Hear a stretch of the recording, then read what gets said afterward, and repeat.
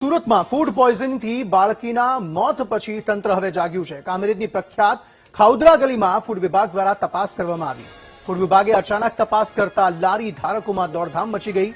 તપાસમાં અનેક જગ્યાએ ગંદકીનું સામ્રાજ્ય જોવા મળ્યું છે।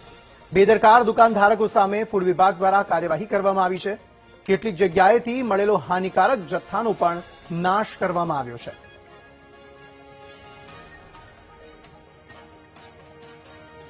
સુરત શહેર ખાતે ફૂડ પોઈઝનની ઘટના બની હતી અને એ ઘટનામાં લોકોના મોત થયા હતા, જેને લઈને જે ફૂડ વિભાગ જે છે તે હરકતમાં આવ્યું છે। ત્યારે આજરોજ કામરેજ ખાતે જે ખાઉદરા ગલી આવી છે, ખાઉદરા ગલીમાં ફૂડ વિભાગના દરોડા પાડવામાં આવ્યા છે અને આ જે વસ્તુ છે વસ્તુની ચકાસણી કરવામાં આવી રહી છે।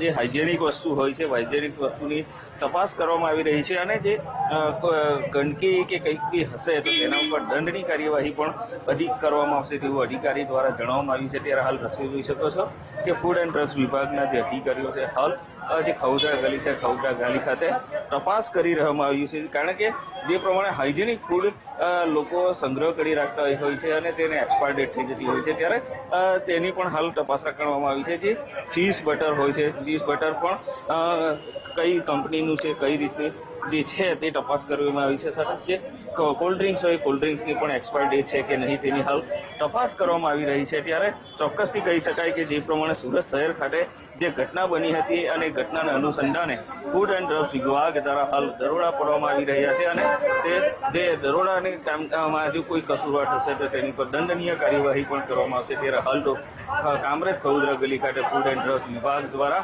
જે દુકાનો આવેલી છે, દુકાનોની હાલ તપાસ કરી રહી છે। કેમેરામેન